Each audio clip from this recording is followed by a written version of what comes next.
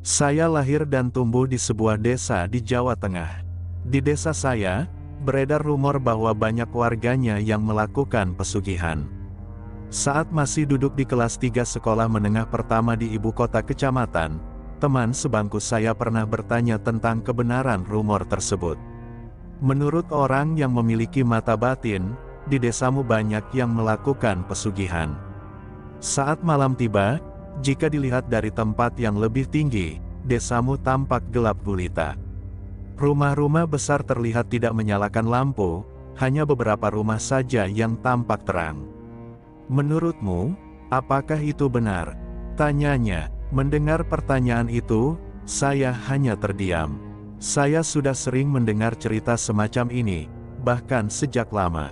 Namun, jika dilihat dari sisi ekonomi, hal tersebut sebenarnya masuk akal. Desa saya merupakan salah satu pusat ekonomi, jadi wajar jika banyak penduduknya yang berkecukupan. Penjelasan kakek buyut. Kakek buyut saya, yang merupakan kakek dari ibu, dikenal sebagai seorang paranormal dan sering dimintai bantuan untuk memindahkan makhluk halus yang mengganggu. Setelah menyelesaikan sekolah dasar, ibu diminta oleh kakek buyut untuk tinggal bersamanya sekaligus melanjutkan pendidikan ke tingkat SMP. Pada saat itu, kondisi ekonomi kakek saya sedang sulit, sehingga ia pun menyetujui permintaan tersebut. Namun, tinggal di rumah kakek buyut bukan berarti ibu bisa bersantai. Ia banyak terlibat dalam pekerjaan di rumah buyut itu, seperti mencuci pakaian, memasak, menyiapkan air minum untuk tamu, hingga menjemur biji kopi. Tidak heran jika ibu kemudian mewarisi beberapa kemampuan dari kakek dan nenek buyutnya. Suatu hari, saat sedang mencuci baju di sungai bersama kakek buyut, ibu bertanya, apakah benar di desa ini banyak orang yang melakukan pesugihan? Kakek buyut pun mengiyakan. Ia lalu menjelaskan bahwa orang-orang yang menjalani pesugihan akan tampak berbeda di matanya. Misalnya, mereka yang melakukan pesugihan monyet akan terlihat seperti monyet, sementara mereka yang memilih pesugihan ular akan tampak seperti ular, dan begitu seterusnya.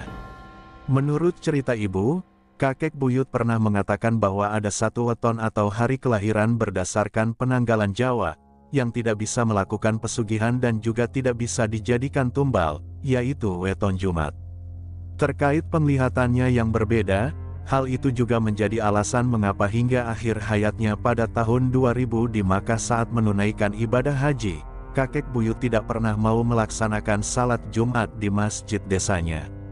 Ia mengaku sering melihat hal-hal aneh di beberapa bangunan masjid. Menurutnya, masjid yang di dalamnya terdapat uang hasil pesugihan, meskipun telah disumbangkan, akan terlihat berbeda di matanya. Uang nemu. Saat saya masih TK hingga SMP, kondisi ekonomi keluarga belum stabil seperti sekarang. Baru ketika saya duduk di kelas 2 aliyah, keadaan mulai membaik. Karena itulah, ibu harus bekerja keras sebagai buruh tani demi mencukupi kebutuhan sehari-hari. Sementara itu, ayah bekerja di Jakarta, tetapi jarang mengirim uang. Beberapa tahun kemudian, ia mengakui bahwa gaji yang diperolehnya lebih banyak diberikan kepada orang tuanya. Masa SMP adalah masa yang paling berat bagi saya. Seringkali, di rumah tidak ada beras, sehingga saya harus ikut makan di rumah adik ibu atau di rumah nenek dari pihak ibu. Pernah juga saya mengalami batuk kering selama berminggu-minggu, tetapi jangankan pergi berobat, untuk membeli obat pun tidak ada uang. Meminjam ke keluarga ayah juga bukan pilihan, karena bukannya dibantu, justru saya dan ibu malah mendapat caci maki. Meskipun dalam keadaan sulit, setiap kali menerima upah sebagai buruh tani, ibu selalu menyempatkan diri membeli daging ayam di pasar. Suatu hari, saat sedang mengantre di lapak pedagang ayam, ibu menemukan uang ratusan ribu tergeletak di bawah. Uang itu masih baru dan harum. Anehnya, tak seorang pun di sana yang menyadarinya. Alih-alih mengambilnya, ibu justru menyerahkan uang tersebut kepada pedagang ayam itu. Ternyata, harga ayam naik Rp2.000. Karena hanya membawa uang pas-pasan, ibu akhirnya berutang dulu kepada pedagang ayam itu, berjanji akan melunasinya keesokan hari. Namun, malam harinya, ibu merasakan kegelisahan yang luar biasa. Ia tidak bisa tidur, seperti ada sesuatu yang akan terjadi. Dalam keadaan demikian, pedagang ayam itu tiba-tiba muncul dalam mimpi ibu, lalu berubah menjadi sosok menyeramkan dan menyerangnya. Sosok tersebut tinggi besar, hitam, dan dipenuhi bulu. Beruntung, ibu berhasil selamat setelah teringat doa yang pernah diajarkan oleh kakek buyut. Keesokan harinya, ibu kembali ke pasar untuk melunasi utangnya. Saat bertemu, pedagang ayam itu tampak gelisah, seolah takut jika rahasianya terbongkar. Sesampainya di rumah, ibu berkata kepada saya, punya utang 2.000 saja, nyawa bisa jadi taruhannya. Sejak kejadian itu, ibu tidak pernah lagi membeli ayam di tempat tersebut. Beberapa hari kemudian, salah satu kerabat pedagang ayam itu meninggal dunia. Kepergiannya pun tidak wajar, membuat banyak orang bertanya-tanya. 10 tahun setelah kejadian itu, seorang tukang bangunan yang pernah bekerja untuk pedagang ayam tersebut datang menemui ibu untuk berobat. Saat itu, ibu sudah dikenal sebagai seorang paranormal juga. Tukang bangunan itu kemudian menceritakan pengalamannya, yang ternyata persis sama dengan apa yang pernah dialami ibu dulu. Utang lemari Gispar. Saat itu, ibu mendapat arisan ketika saya masih SMP. Karena sudah lama berencana membeli lemari Gispar untuk merapikan barang-barang yang berantakan di rumah, ibu akhirnya memutuskan untuk membeli lemari tersebut. Namun, setelah sampai di toko furnitur, ibu menyadari uang yang dibawanya tidak cukup. Awalnya, ibu berniat batal membeli, tetapi pemilik toko meyakinkannya bahwa kekurangannya bisa dicicil. Ibu pun berjanji akan melunasinya nanti, setelah uang tabungan adik saya di sekolah dibuka. Meski begitu, ibu merasa khawatir karena mendengar cerita-cerita orang lain. Ibu pun berkata, "Jangan khawatir, Pak, saya pasti akan bayar begitu tabungan di sekolah dibuka." Namun, saat tabungan dibuka, uang tabungan adik saya tidak diberikan. Wali kelas mengatakan bahwa uang tabungan dengan jumlah besar akan dibagikan minggu depan. Ibu pun pulang dengan kecewa, lalu singgah ke toko furnitur untuk menjelaskan keadaan yang sebenarnya. Pada malam hari, ibu merasa gelisah dan tidak bisa tidur. Saya dan adik diminta tidur di satu kamar, sementara ibu terus mengawasi kami sepanjang malam. Ibu mulai panik saat melihat kami terlihat tercekik, dan dalam keadaan panik, pemilik toko furnitur muncul, kemudian tiba-tiba berubah menjadi sosok besar dan berbulu. Ibu segera membaca doa, dan makhluk itu pun menghilang. Kami pun bisa bernapas dengan normal lagi. Keesokan harinya, ibu menceritakan kejadian tersebut kepada adik nenek. Adik nenek memberikan pinjaman uang dan meminta agar segera dilunasi. Saat utang tersebut dilunasi, pemilik toko furnitur terlihat canggung dan malu. Apa yang dialami ibu juga terjadi pada seorang wanita dari desa sebelah, sebut saja namanya Siti. Siti membeli lemari di toko furnitur itu, tetapi uangnya tidak cukup, jadi dia berjanji akan melunasinya dalam beberapa bulan. Namun, sampai tenggat waktu, Siti belum juga membayar utangnya. Pada waktu yang bersamaan, kakak Siti, yang bernama Suti, baru saja bercerai dan tinggal bersama Siti bersama anaknya. Siti sebenarnya merasa khawatir karena ia telah bermimpi buruk, namun ia tidak ingin bercerita kepada siapapun. Suatu malam, Suti tidur di kamar Siti, sementara Siti tidur di kamar belakang. Di tengah malam, Siti melihat sosok tinggi besar dan berbulu masuk ke kamar tempat Suti tidur. Siti pun segera bergegas ke kamar belakang, namun ia tidak berani menyelamatkan adiknya karena takut menjadi korban. Keesokan harinya, Suti ditemukan sudah tidak bernyawa di kamar tersebut. Beberapa hari setelahnya, Siti mendengar suara dari dalam rumah, suara yang ternyata adalah suara Suti.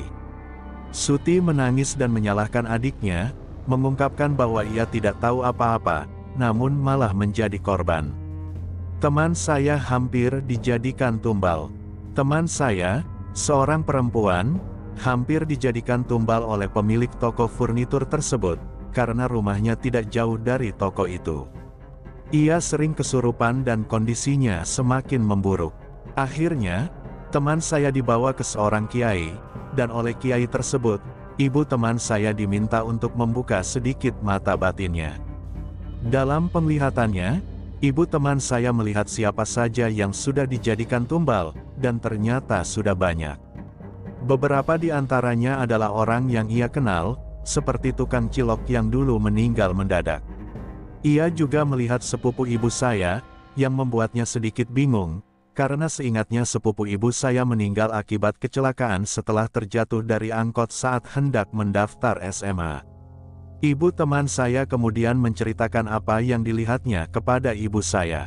Ibu saya pun menjelaskan bahwa sepupunya, saat masih SMP, selalu lewat gang yang dekat dengan toko furnitur tersebut saat berangkat dan pulang. Artinya, sepupunya terkena dampak dari pasangan itu. Rasa penasaran, salah satu kerabat jauh, yang masih satu buyut dengan ibu, merasa penasaran dan ingin membuktikan kebenaran hal tersebut. Pada malam-malam tertentu yang dianggap angker, ia mengamati dari jauh, dan ternyata benar, orang-orang yang diduga memiliki pesugihan tampak menebar sesuatu di setiap pertigaan. Berbeda dengan kerabat ibu, seorang teman kakek malah lebih nekat.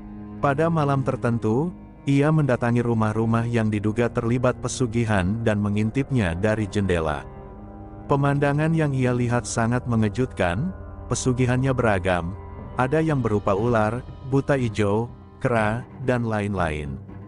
Pesugihan monyet. Suatu waktu, ibu diminta untuk mengurut anak yang tangannya patah. Awalnya ibu menolak diajak ke rumah orang tua anak tersebut dan menyarankan mereka datang ke rumah saja, tetapi orang tua anak tidak setuju. Akhirnya, dengan terpaksa, ibu pergi ke rumah mereka. Begitu memasuki rumah, ibu langsung merasakan suasana yang tidak nyaman, semacam perasaan aneh yang sering disebut seminep dalam istilah Jawa. Selama mengurut, ibu merasa ada kehadiran monyet yang bergerak-gerak di sekitarnya. Malamnya, ibu bermimpi, dalam mimpi itu, ayah dari anak yang diurut berubah menjadi monyet. Belum sempat melarikan diri, ibu terbangun dari mimpinya. Keesokan harinya, ibu menceritakan mimpi tersebut kepada saya dan mengatakan bahwa pada Sabtu depan, kerabat dari orang tersebut akan meninggal. Ternyata, benar saja, mertua dari orang tersebut meninggal. Cerita tragis. Ada kisah lain yang terkait dengan pesugihan di desa saya. Pada akhir 2021, rumah saya kedatangan tamu, seorang kerabat dari ayah yang bekerja sebagai penggali pasir. Berdasarkan rumor yang beredar, bos tempat kerabat ayah bekerja dikenal memiliki pesugihan dan sudah banyak memakan korban, bahkan tak hanya orang lain, tetapi juga keluarga dekatnya, yang membuat heboh pada saat itu. Ibu merasakan ada yang aneh pada kerabat ayah tersebut, aura negatif yang menyertainya, tetapi ibu memilih untuk tidak mengorek lebih dalam. Kerabat ayah itu bercerita bahwa ia sangat disayangi bosnya dan sering dipinjami uang. Ibu hanya memperingatkan agar ia berhati-hati. 1 bulan kemudian, terdengar kabar bahwa kerabat ayah tersebut meninggal setelah tertimpa batu besar di lubang galian. Pada akhir 2022, ibu kedatangan seorang pasien yang sudah lama menderita sakit. Meski diperiksa ke dokter, tidak ditemukan hal yang aneh, namun anehnya, kondisinya justru semakin parah saat berada di rumah sakit. Ternyata, pasien ini bertetangga dengan bos yang pernah saya ceritakan sebelumnya. Ibu pun menebak apakah pada beberapa hari tertentu sering ada bunga melati di depan rumahnya, dan apakah beberapa kali rumahnya kemasukan hewan melata. Pasien itu pun mengiyakan. Ibu pun menyarankan kepada pasien itu agar sebelum 40 hari sudah pindah rumah. Pasien tersebut mengikuti saran ibu dan kini tinggal bersama anak sulungnya.